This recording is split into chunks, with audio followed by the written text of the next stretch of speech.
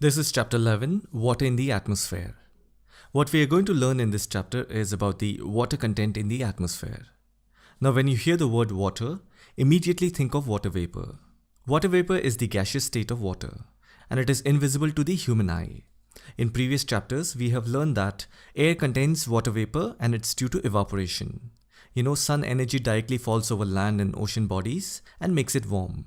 Then water molecules, after getting warm, they rapidly move and vibrate, and then they quickly escape into the atmosphere as molecules of water vapor.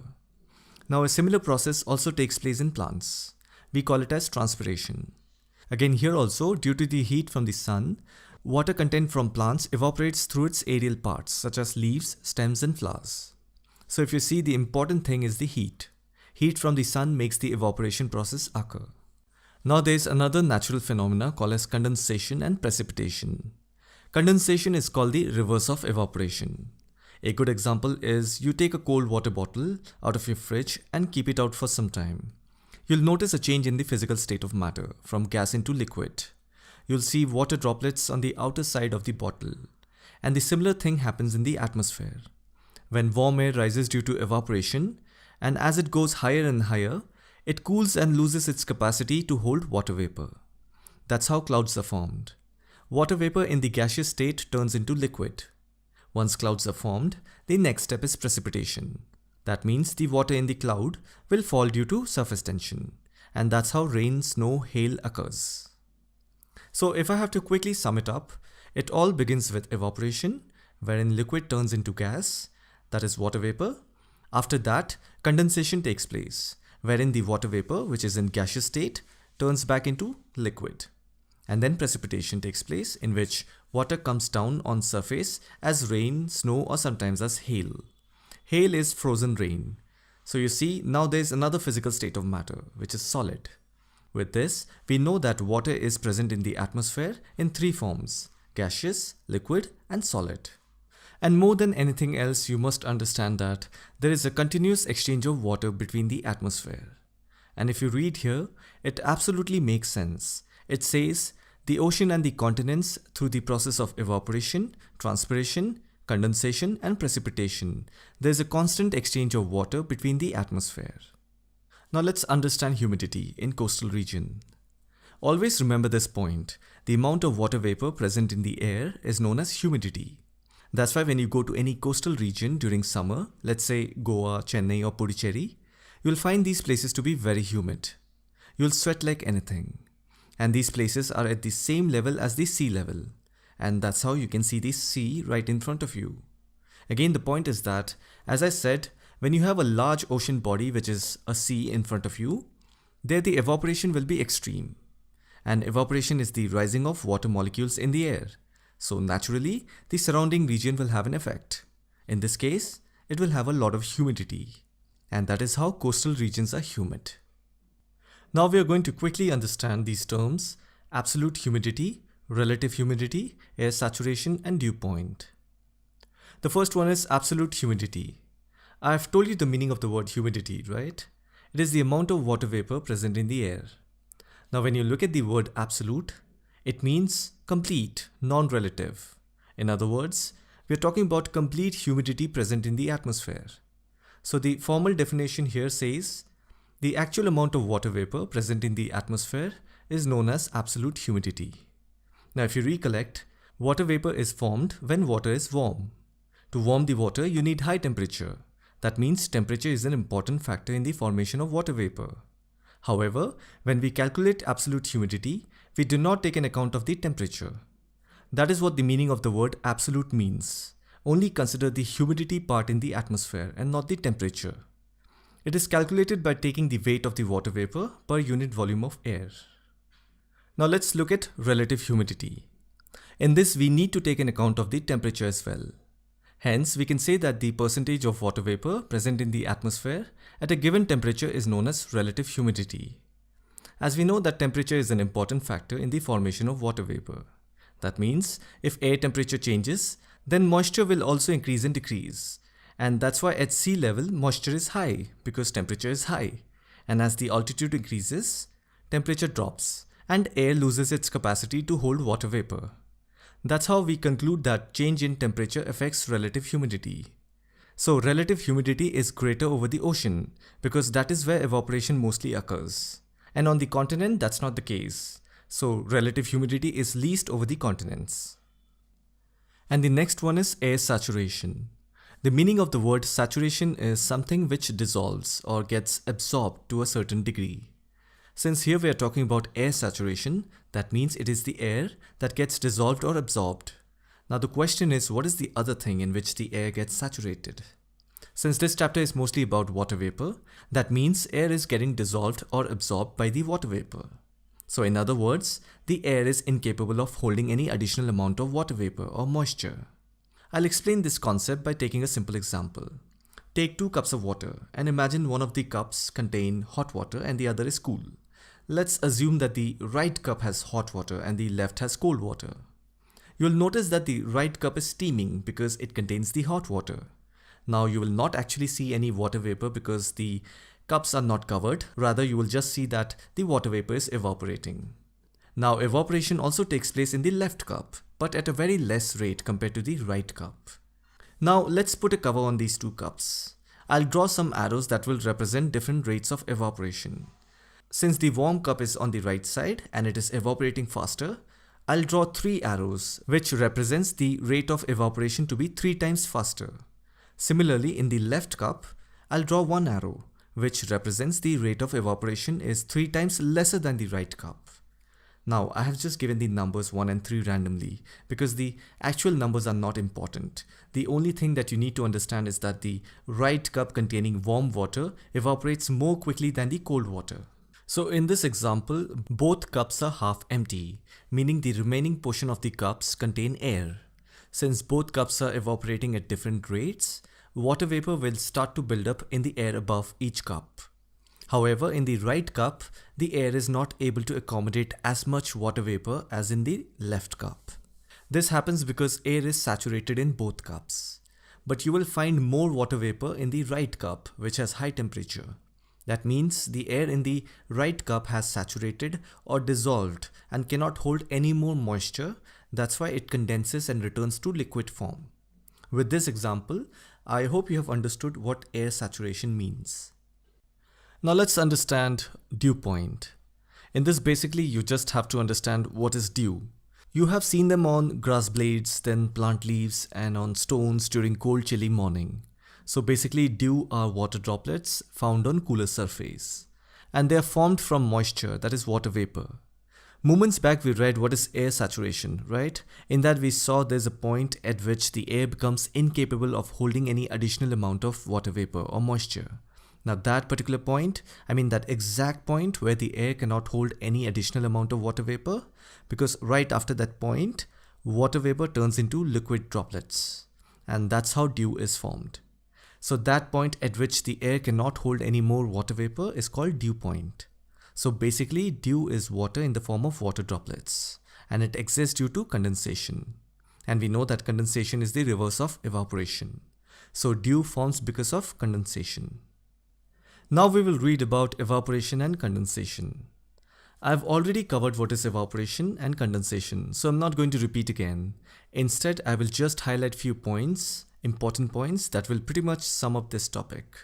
So evaporation and condensation is the reason behind the continuous interaction of water and the atmosphere. In fact, the name of this chapter, Water in the Atmosphere, perfectly speaks that. Evaporation makes water turn into water vapor, or in other words, liquid to gaseous state. Then condensation is the reverse of evaporation, wherein water vapor converts back into water. In other words, gas turns into liquid. Now the temperature at which the water starts evaporating is referred to as latent heat of vaporization. Now look at this formal definition of condensation. It is the transformation of water vapor into water. So water vapor is vapor, which is basically gaseous state of matter. So the transformation of water vapor into water means from gaseous state back to liquid, which is basically reverse of evaporation. Therefore, we know that during condensation, heat is lost. When the air doesn't have the capacity to hold any more water vapor or moisture, that's when excess water vapor turns into liquid form. But then here it says, if the water vapor condenses into solid form instead of liquid form, then it is known as sublimation. Now, what could be the perfect example of sublimation? So here the perfect example would be hail. In Hindi, it is called ole.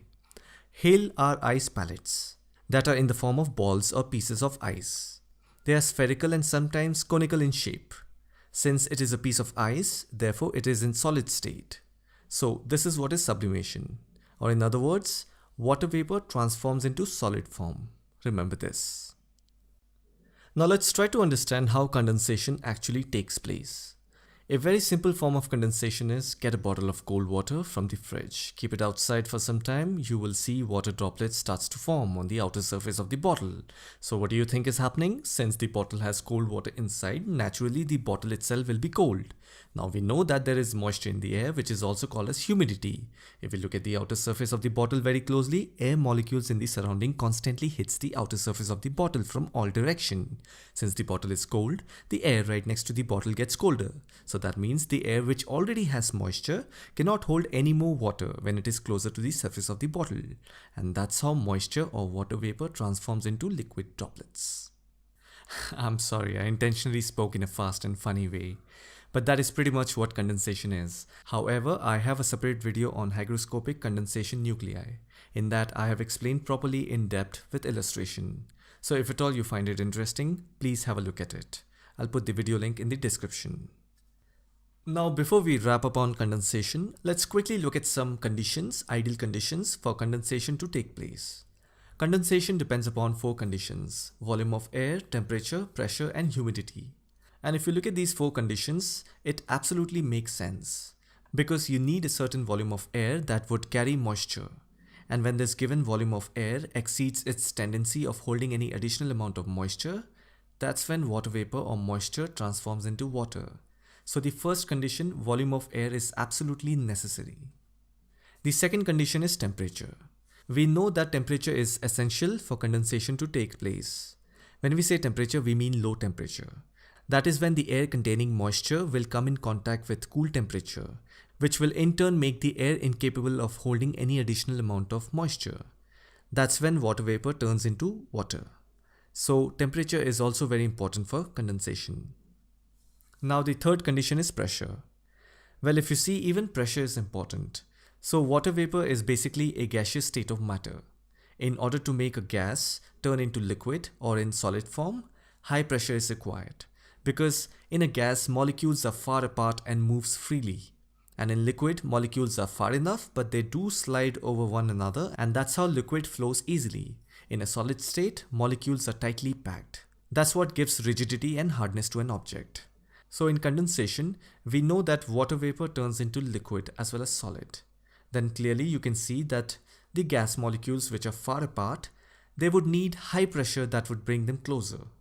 Now in evaporation, that is boiling of water, there the pressure is low because when you boil water, the water molecule starts to expand and move apart from each other. So always remember this point. To move molecules apart, you need low pressure or hot temperature. And to bring them closer, you need high pressure or cool temperature. And you can also relate this to high pressure and low pressure system. Wind moves from high pressure to low pressure zone. And low pressure zone is an area which is associated with warm temperature. Similarly, high pressure zone is an area which is associated with cool temperature. So naturally, cool air gets attracted towards warm air. Because the cool air molecules are dense, meaning they are heavy. The moment cool air moves towards warm temperature, there they become free. Hence the conclusion is that you need high pressure to condense gas into liquid. And the fourth condition is humidity. Humidity means moisture. And we know that condensation is the reverse of evaporation. In evaporation, water turns into water vapor, or in other words, liquid turns into gas. And humidity means the amount of water vapor present in the air. For condensation to take place, warm air is needed, because warm air along with cool temperature and high pressure transforms water vapor into water. And that is what is condensation. So we can conclude by saying that condensation is influenced by these 4 conditions: volume of air, temperature, pressure, and humidity. However, the most important condition for condensation is the decrease in air temperature. If temperature is not cool, condensation cannot take place. Now, once the condensation occurs, water vapor or the moisture in the atmosphere, it transforms into dew, frost, fog and clouds. So basically in condensation, the gaseous state of matter, which is the water vapor, it transforms into either liquid or solid state. Now let's briefly get to know about these liquid and solid state. The first one is dew. The temperature at which droplets form is called dew point. So basically dew is a water droplet and the first form of liquid matter, right, after condensation occurs, wherein water vapor converts into liquid. Now dew appears on stone, grass and plant leaves, especially during long winter nights. You can easily figure out that low temperature is required. However, the temperature should not be 0 degrees Celsius. It has to be a little above freezing point. Otherwise, we are not going to get a water droplet. Instead, we will get hail. Then high relative humidity is required because humidity means moisture and it is the moisture that condenses into water droplet. Then air needs to be calm because if there is high speed wind, then it is difficult for cold dense air to settle down. If cold dense air do not settle down, then condensation will not take place. So these are the ideal conditions that is required for dew formation. The next form of condensation is frost. Now, where can you see frost? You can see frost in your refrigerator.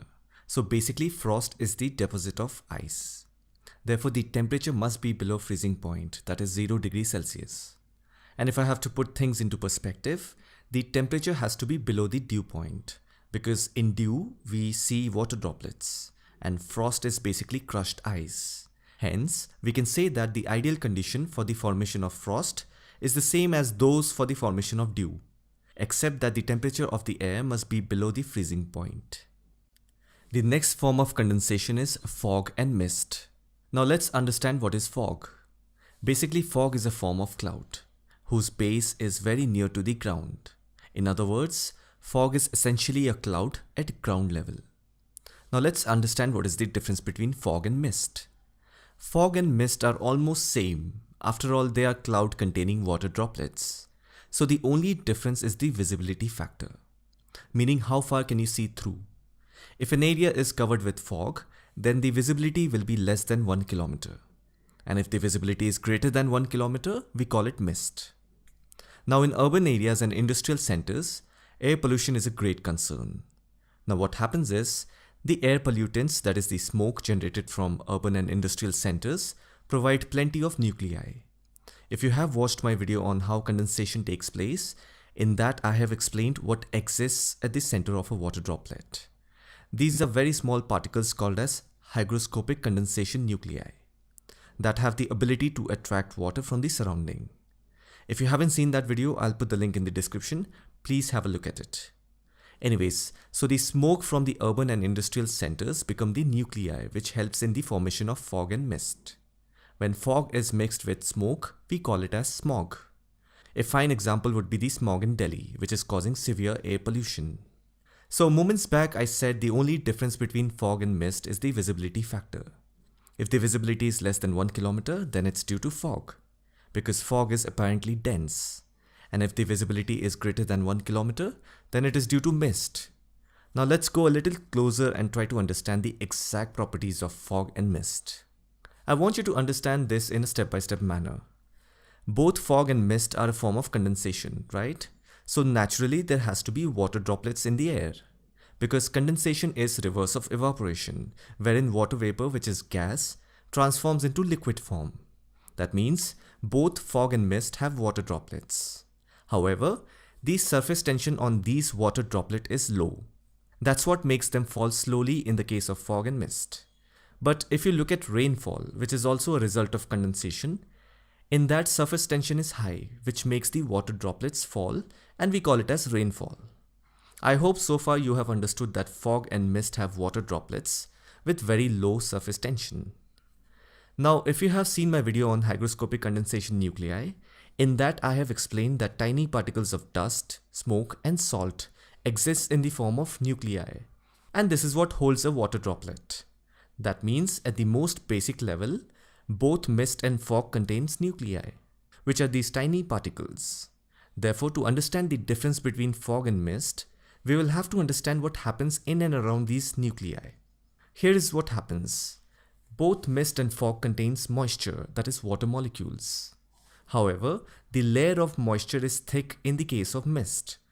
When we say layer of moisture, that means the water coating around the nuclei is thick and white. That's why when you take a walk on a misty morning, you'll notice water droplet on your jacket. When it comes to fog, fog is basically a cloud at ground level. Fogs are drier than mist. That means the layer of moisture around the nuclei in the case of fog is not thick. When there is less water content, that means moisture content will be less, and this is exactly what happens in fog. And that's what makes the fog light and dry, causing poor visibility. Because if the moisture content is low, then the nuclei in fog will float in air for a longer duration, and that's what causes poor visibility. And the fourth form of condensation is cloud. In this video, many times I've said that rainfall and cloud are a result of condensation. Now I'll quickly tell you how clouds are formed. When we look at a cloud, it looks like a white, fluffy, gaseous thing that moves around in the air, right? But then clouds are actually a large mass of tiny water droplets consisting of liquid water and crystals of ice, formed by the condensation of water vapor in free air. Let's look at the cloud formation process. At first, the heat from the sun warms the ground. That makes the surface of the earth warm and also the surrounding air. Now warm air rises from ground level. And we also know that air around us contains water vapor or moisture. So when warm air rises, it also takes the moisture along with it. As the altitude increases, temperature decreases. So naturally the temperature of the water vapor or moisture content in the air drops as the height increases. At higher altitude, due to low temperature, warm air cools. Now what happens is that the air becomes incapable of holding any additional amount of moisture. Now another thing that you need to understand is that air also contains tiny minute particles of dust, smoke and salt, which are also known as aerosol. So there's a term given to the aerosol. These are known as hygroscopic condensation nuclei. Now these aerosol have an amazing property of attracting water molecules in the air. And that's how water vapor gets attracted to aerosol and then sticks to these tiny particles in the air. Since these aerosol or hygroscopic condensation nuclei are present in atmosphere in huge quantity, therefore they become the surface for the water vapor to fall onto when water vapor condenses due to low temperature. Let's go a little more deeper. When air cools, it cannot hold any more moisture. Then what happens is the excess amount of water molecules get attached to the hygroscopic condensation nuclei or the aerosol. When enough water molecules gather around the nuclei, a cloud droplet is formed. These cloud droplets are very small, and when they are combined in huge number, a big white fluffy cloud is formed that can weigh in tons. Now these cloud droplets are so small that they float in the air as a cloud. And when these cloud droplets combine to form larger drops of crystals, they become too heavy. And due to surface tension, these droplets gradually fall from the sky as rain. Now based on height, size, density and transparency, clouds are grouped under 4 types. Let's get to know each one of them. The first one is cirrus cloud. They are formed at high altitude, which is around 8 to 12 kilometers horizontally upwards, almost at the height of Mount Everest. Now they look something like this. I'll put a picture of it. So if you look at it, these clouds are very thin and they look like feather. And since I've mentioned that they are formed at greater heights, so naturally the temperature is going to be very low. That means these clouds are composed of ice crystals. In other words, as I've said that clouds are made up of these tiny water droplets, so these droplets are in the form of ice crystals. So this was the first type of cloud, which is called as cirrus cloud. The second one is cumulus cloud. Now these clouds are formed at a height of 4 to 7 kilometers. If you see, the height is lower than cirrus cloud, but still 4 to 7 kilometers is very high up in the sky. I'll put a picture of this cloud as well. Now these clouds are fluffy like a cotton, but then they have flat base. It looks like as if a piece of cotton is floating in the air. And if you look at it carefully, somehow it also looks like a cauliflower. Now these clouds usually appear in patches and can be seen scattered here and there. Since this cloud is bigger than cirrus cloud, therefore it may or may not produce rainfall.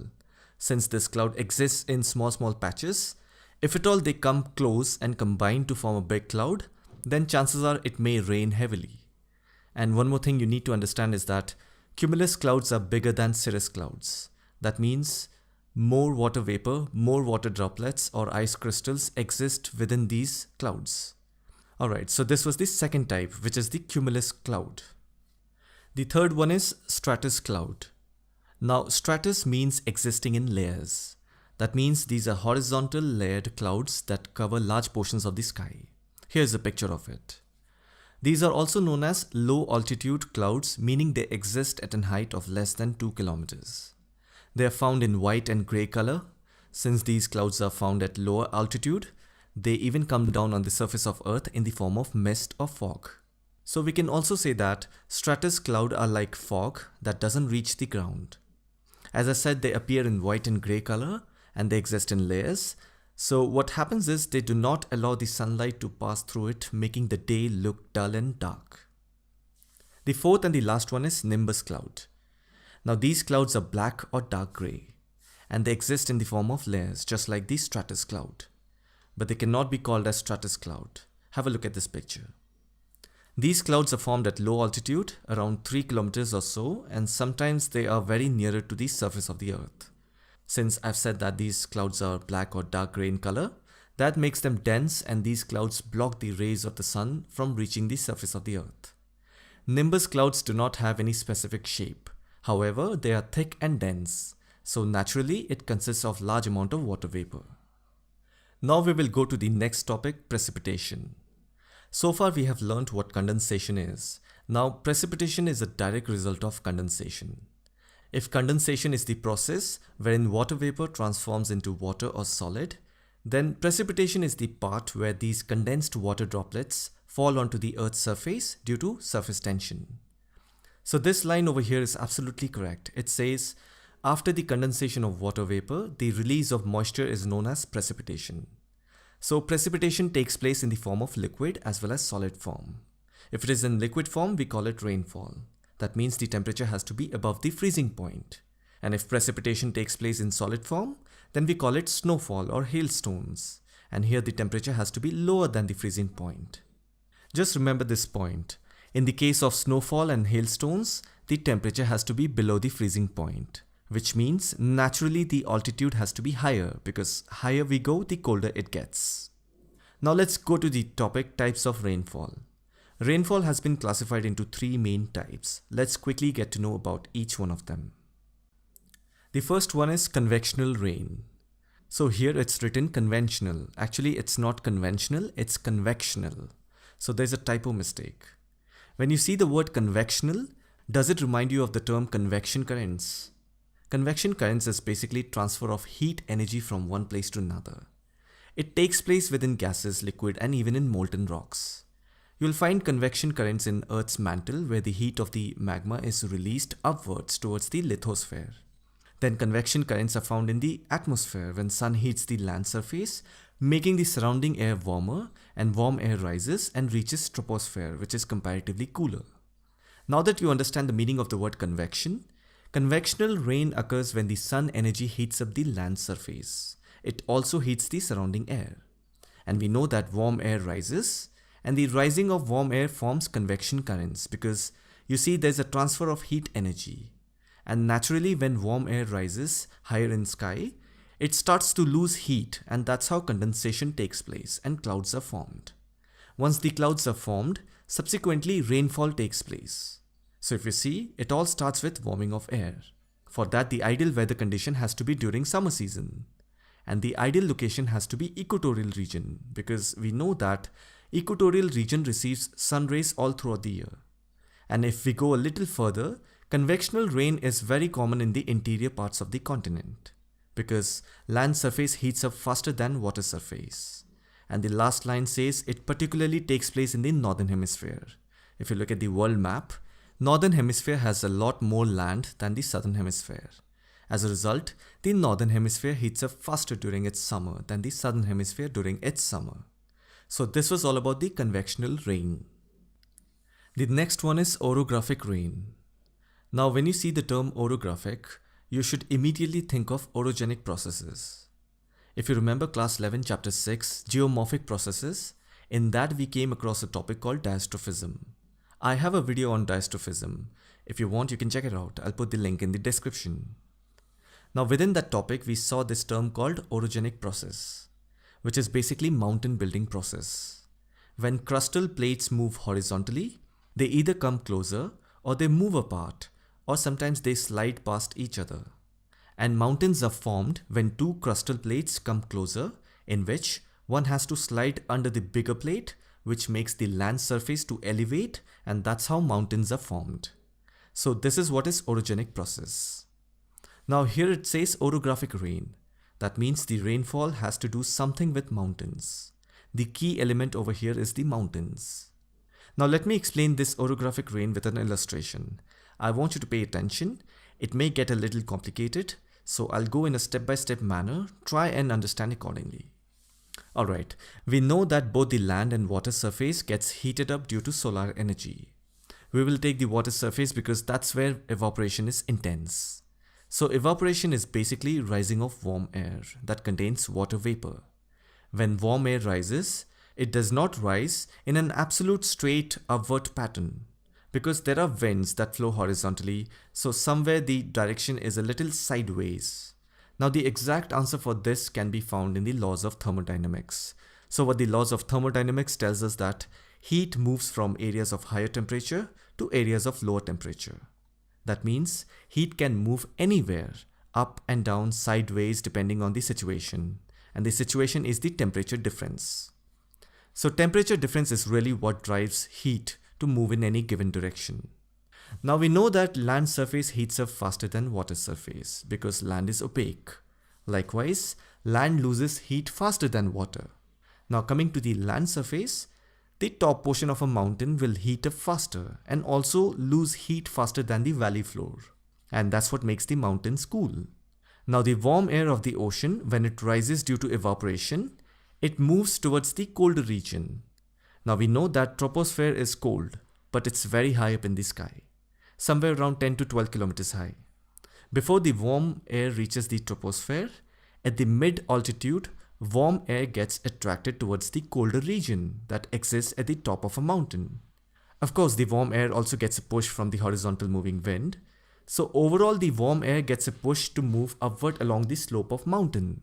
Now warm air then starts to cool because atmospheric pressure decreases with altitude. As the warm air begins to cool, the water vapor present in it starts to condense. Clouds begins to form. Then rainfall occurs. As the air reaches the summit of the mountain, it begins to descend. While going up along the slope of a mountain, temperature falls, and while coming down, temperature rises.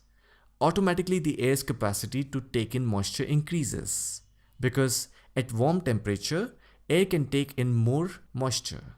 There will be no rain at this side of the mountain. This area is known as the rain shadow area. So basically you see in orographic rain, warm air is forced to cool when it rises over relief features like a mountain or a hill. As the warm air rises along the slope of a mountain, it cools, condenses and forms rain. This is what is orographic rain. And if I have to ask you where can you see orographic rain in Indian subcontinent, then you should immediately think of the mountains in Western Ghats. Because when the southwest monsoon arrives in Indian subcontinent, the monsoon winds have to face the hills and mountains of the Western Ghats. Likewise, Himalayan mountain range also blocks the monsoon winds. And at higher elevation of Himalayan range, it rains heavily.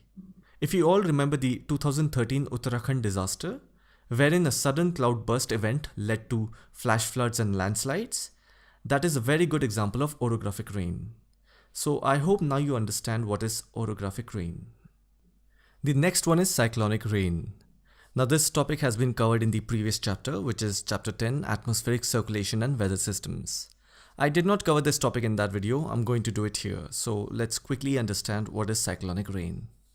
So far we have read about two types of rainfall, that is convectional rainfall and the other one is orographic rainfall.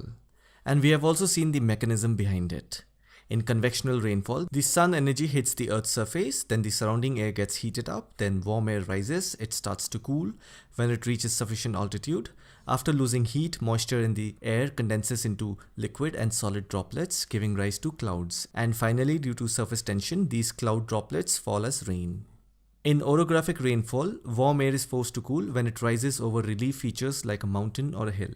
So in this type of rainfall, a physiographic feature like a mountain or a hill is the key element, without which orographic rainfall will not occur. Now coming to cyclonic rain, here the rain is caused by cyclonic activity. And if you see, what is a cyclone? It is basically a large scale of air mass that rotates around a low pressure zone. Because always remember, wind moves from high pressure to low pressure zone. So clearly here we are talking about two winds of different temperature. One has to be warm and the other has to be cold, because high pressure and low pressure areas are formed due to temperature differences. Because we know that sun energy do not reach all parts of the earth's surface equally. Now we also know that moisture exists in warm air and cold air is dry. The region where warm air and cold air meet, it is called a front. Like this, we have two fronts. One is warm front and the other is cold front. At the warm front, air rises, and at cold front, air sinks. So naturally, the light warm air will rise gently over the heavier cold air.